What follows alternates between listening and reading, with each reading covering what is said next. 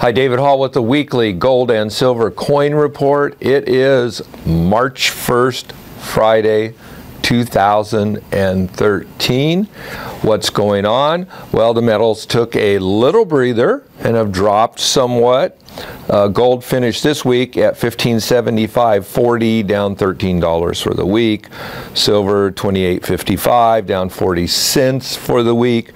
Platinum $1570.40, $5 less than gold, down 28 for the week. Interestingly, platinum took a run here recently. It was over gold. Now it's dropped back down below gold.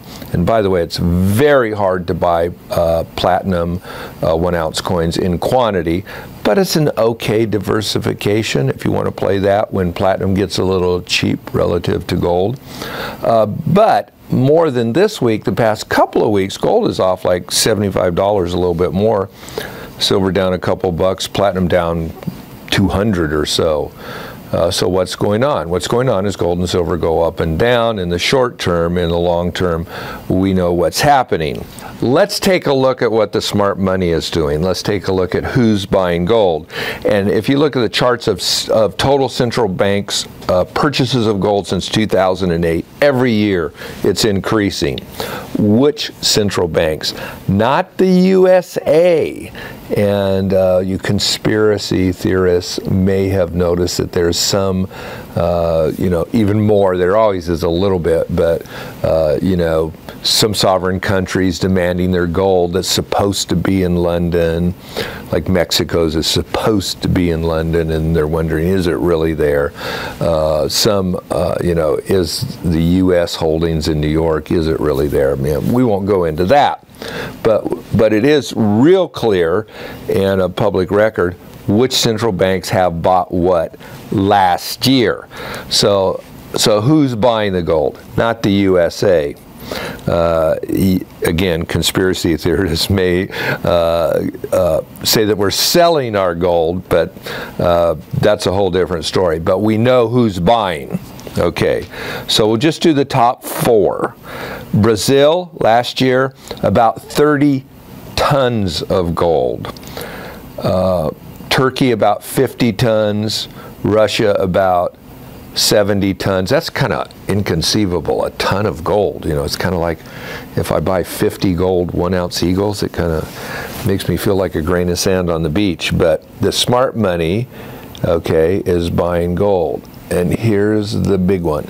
It's estimated that last year, Chinese Central Bank purchased 250 tons of gold. The smart countries are saying, take the dollars, give us the gold. So what about you?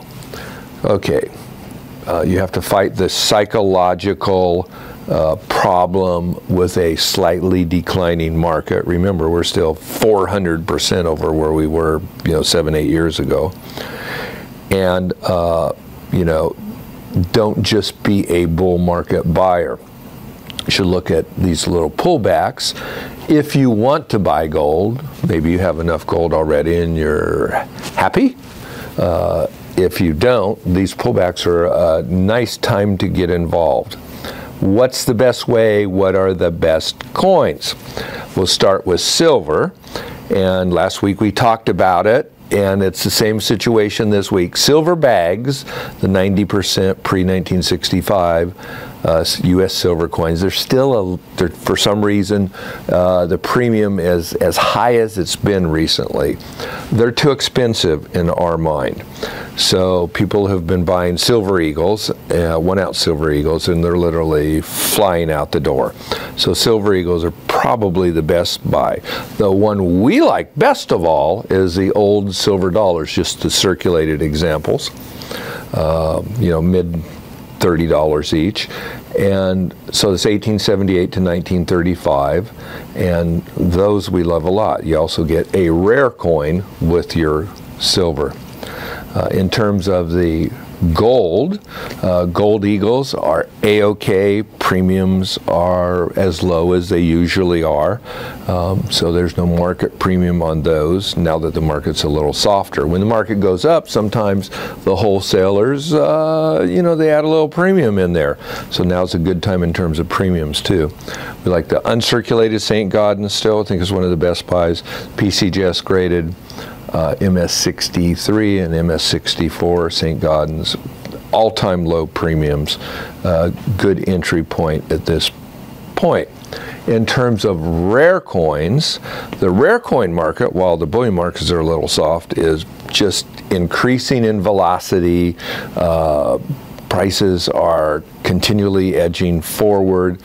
More than that on the real high-end, real ultra-rare stuff.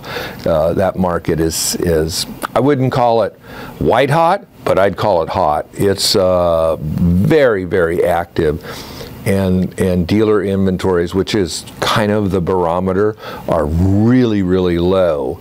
So we like rare coins. A couple months ago I said I thought 2013 is going to be a big year for rare coins, and it's certainly first 2 months of this year, rare coins have been doing really, really rare. On the high end, the more expensive stuff, we still like proof gold, pan pack gold $50 slugs, early type coins, mid-range price. We love the 19th century silver type issues, especially the quarters, halves, and dollars. So Liberty seeded coinage, Barber coinage, trade dollars, 20-cent pieces, both mint state and proof. Gem quality, of course. For the lower price range, we love silver commemoratives. At least the non-rare ones are lower price. There are a few issues, and depending on the quality, where it can get kind of mid-price range. And we love the gold commemoratives.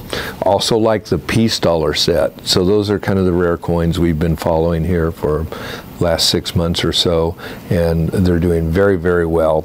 But really, any high quality rare coin that you like is probably okay, and that you like part of the equation is really important, because you should like the coins you buy, and you should buy them because you want to, not because anybody else tells you to, even Van and David.